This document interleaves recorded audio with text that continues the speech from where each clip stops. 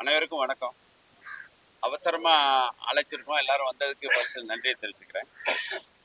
இது இந்த அவசர அழைப்பு என்னன்னா, நேத்து திருப்பதி பிரஸ் நிறுவனத்துக்கும் பேஸ்மெண்ட் ஃபைனான்ஸ் கம்பெனிக்கும் இடையிலான காசோலை செக் மோசடி வழக்கு சம்பந்தமா தீர்ப்பு சம்பந்தமா ஒரு கேஸ் வந்திருக்கு.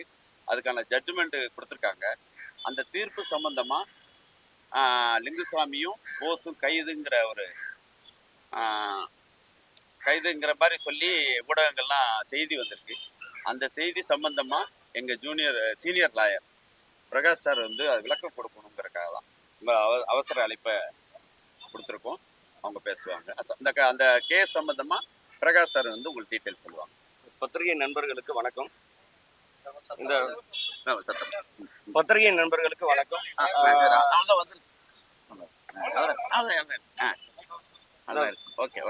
பேஸ்மெண்ட் நிறுவனம் திருப்பதி பிரதர்ஸ் நிறுவனத்தின் மேல மாற்றுமுறை ஆவண சட்டத்தின் கீழ் ஒரு வழக்கு தாக்கல் பண்ணியிருக்காங்க.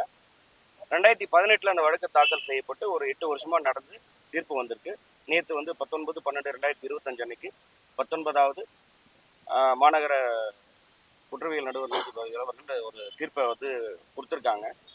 இந்த வழக்கில் திருப்பதி பிரதர்ஸ் மற்றும் இயக்குனர் லிங்குசாமி, சந்திரபோஸ் இவங்க எல்லாம் இந்த வழக்கில் முன்வைக்கிற வாதம் என்னன்னா, இந்த பேஸ்மெண்ட் நிறுவனத்திற்கும் அதாவது ஒரு ஃபினான்ஸ் கம்பெனிக்கும் திருப்பதி பிரதர்ஸ் நிறுவனத்திற்கும் எந்த கொடுக்கல் வாங்கலும் இல்லை அப்படின்றது தான் பிரதான வாதமாக அவங்களுடைய எதிர்வாதமாக இருந்தது.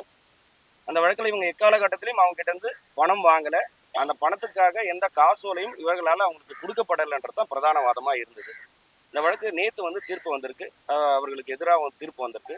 அந்த தீர்ப்புக்கு மேலே அதாவது மேல்முறையீடு, இது விசாரணை நீதிமன்றம்ன்றதுனால மேல்முறையீடு செய்வதற்காக ஒரு 30 நாள் கால அவகாசம் கொடுத்துருக்காங்க. அதன்படி அந்த 30 நாளுக்குள்ள நாங்கள் மேல்முறையீடு செய்து அந்த வழக்கு சட்டத்தின்படி எதிர்கொள்வோம் என்பதுதான் எங்கள் தரப்பு விஷயமா இருக்கு. மேலும் நேற்று அந்த நீதிமன்றம் இயக்குனர் லிங்குசாமி அவர்களுக்கும் அவருடைய தம்பி சந்திரபோஸ் அவர்களுக்கும் பிடியாணை, அதாவது கைது உத்தரவு பிறப்பிக்கப்பட்டதா ஒரு தவறான தகவல் சொல்லியிருக்காங்க. இந்த வழக்குல அப்படி எந்த கைது உத்தரவும் பிறப்பிக்கப்படலைன்றத தெரிவிச்சுக்கிறோம். அதாவது நீதிமன்றம் இவங்களுக்கு கொடுத்த தண்டனையை நிறுத்தி வச்சிருக்காங்க, சஸ்பென்டி சென்டென்ஸ் கொடுத்துருக்காங்க. அது எதுக்காகனா, நீங்க இந்த தீர்ப்பை எதிர்த்து உங்களுடைய மேல்முறையிட தகுந்த நீதிமன்றத்தில் மேல்முறை செய்வதற்கான கால அவகாசம் கொடுத்துருக்காங்க. நாங்கள் அதைய முறையா மேல்முறை செஞ்சு சட்டத்தின்படி சந்திப்போம் என்பதை தெரிவித்துக் கொள்கின்றோம். மற்றபடி தவறான தகவலை இந்த மாதிரி ஒரு பிடியாணை பிறப்பிக்கப்பட்டிருக்காங்க, கைது உத்தரவு போட்டிருக்காங்கிறது ஒரு தவறான தகவல். அப்படி எந்த கைது உத்தரவு சார், எதிர்கட்சி வக்கீல் தண்டனை ஆயிருக்கு. அதாவது அவங்க தாக்கல் செஞ்ச வழக்கு, அதாவது என்ன அந்த வழக்கோட அந்த தீர்ப்போட சாராம்சம் நான் உங்களுக்கு சொல்லிடுறேன் சார். உங்களுக்கு டீட்டெயிலாக சொல்லணும்னா அதனோட சாராம்சம் என்ன, புகார்தாரர் தாக்கல் செய்த வழக்கு தீர்ப்பு, அதாவது திருப்பதி பிரதர்ஸ் நிறுவனம் அவங்களுக்கு எதிராக தீர்ப்பு பகரப்பட்டிருக்கு.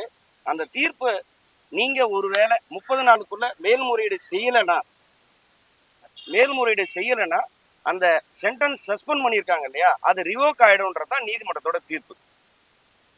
இது உடனடியாக கைது செய்யணும், கைது செஞ்சாங்க, கைது ஆணை பிறப்பித்தாங்க அப்படின்ற விஷயங்கள் எதுவும் கிடையாதுங்க சார்.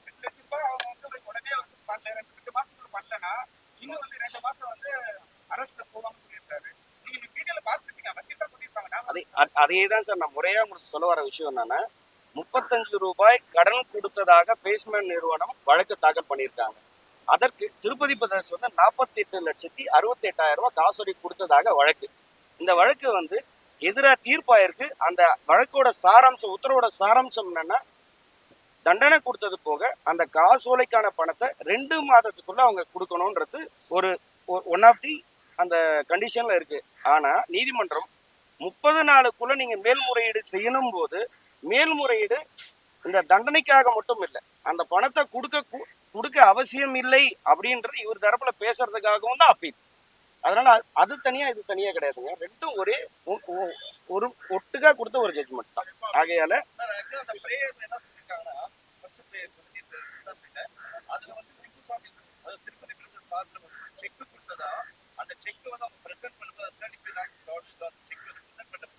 அந்த அக்கௌண்ட்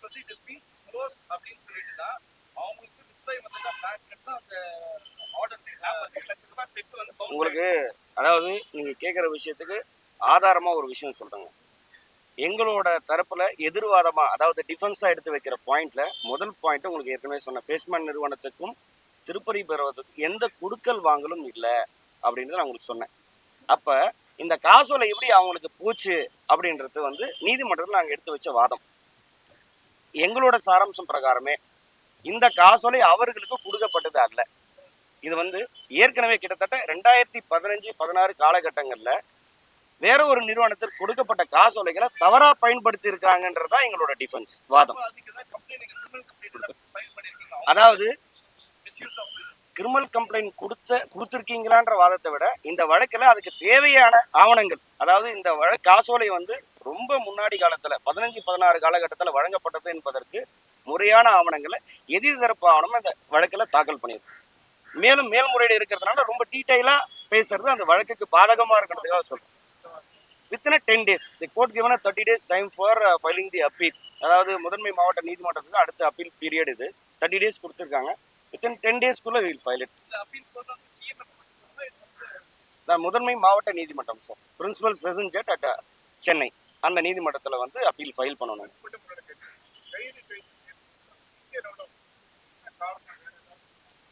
சார் கைதுன்னு சொல்றதுக்கான காரணம் என்ன இருக்குன்னா, ஒரு சமுதாயத்துல மதிப்பு மிக்க நபர் இவர் வந்து ஒரு ஃபினான்ஸ் கம்பெனி வந்து கேஸ் போட்டிருக்காங்க. ஒரு தவறான தகவலை பரப்பினா மேபி அவரோட புகழுக்கு வந்து களங்கம் ஏற்படலாம் அப்படின்ற ஒரு விஷயங்கள் இருக்கலாம்.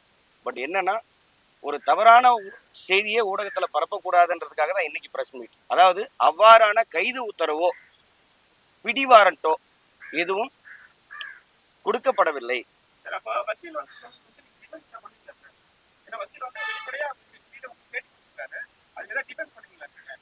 சார் வக்கீலுக்கு வந்து டிஃபென்ஸ் பண்றது பிரஸ் மீட்ல கிடையாது சார்.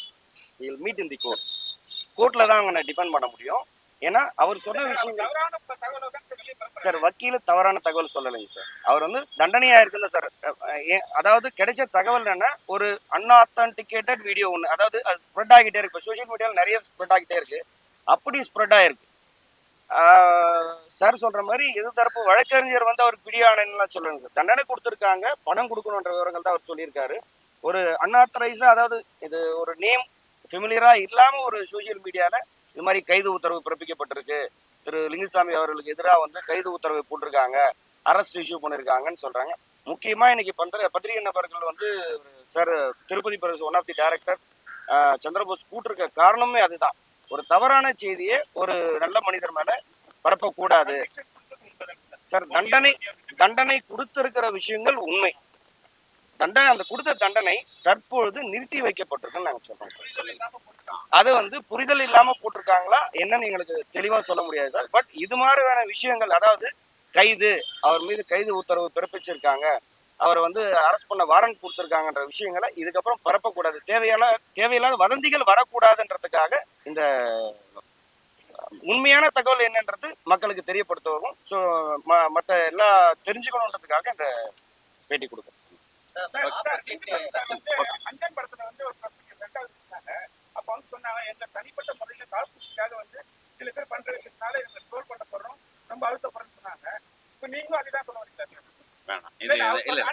இதுக்கா நம்ம கோர்ட்ல நடந்ததுக்கான பதில் மட்டும்தான் சொல்ல வந்தோம். வேற எனக்கு எதுவுமே ப்ரிப்பரேஷன் இல்லை. தயவு செஞ்சு மன்னிச்சிருங்க.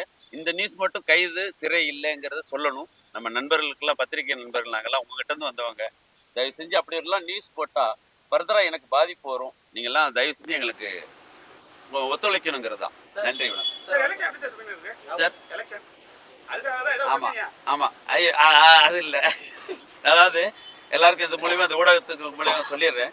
நம்ம 2026 பிப்ரவரி நடக்கிற நம்ம தயாரிப்பாளர் சங்க, தமிழ் திரைப்பட தயாரிப்பாளர் சங்க தேர்தலில் தலைவராக வந்து தமிழ்குமரன் தலைவராக, நலன் காக்கும் அணி சார்பாக தலைவராக வந்து நம்ம தமிழ்குமரன் நிற்கிறாரு. துணைத் தலைவராக வந்து நம்ம ஆர்கே சுரேஷும் நம்ம கமலக்கண்ணன் துணைத் தலைவராக நிற்கிறாங்க. கமிலா நாசரும் நம்ம ராதாகிருஷ்ணன் சாரும் செக்ரட்டரியாக நிற்கிறாங்க. நான் அந்த அணியில் பொருளாளராக, சுபாஷ் சந்திரபோஸ் திருப்பதி பிரதேசோட ப்ரொடியூசர் பொருளாளராக நான் கண்டெஸ்ட் பண்ணுறேன். இந்த ஊடகம் மூலயமா இங்கே தயாரிப்பாளர்களுக்கெல்லாம் நீங்கள்லாம் சொல்லி ஓட்டு போட்டு எங்கள் அணியை ஜெயிக்க வைக்கணும். நன்றி, வணக்கம்.